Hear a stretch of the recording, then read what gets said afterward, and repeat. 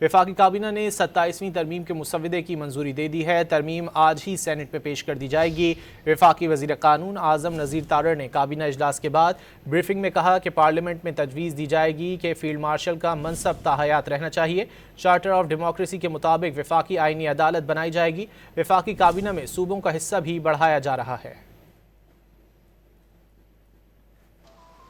حالیہ پاک بھارت کشیدگی اور جنگ نے بھی ہمیں بہت سارے سبق سکھائے ہیں، تو اس حوالے سے جو اپوائنٹمنٹس ہیں ان کے طریقہ کار کو،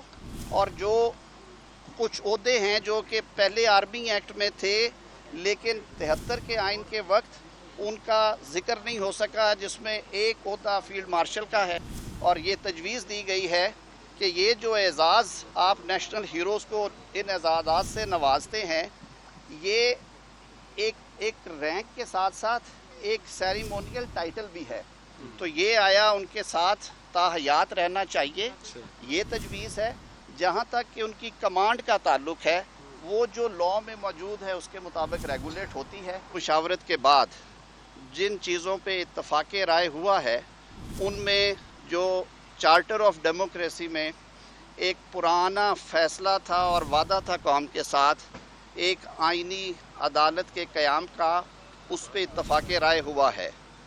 اور اب ایک الگ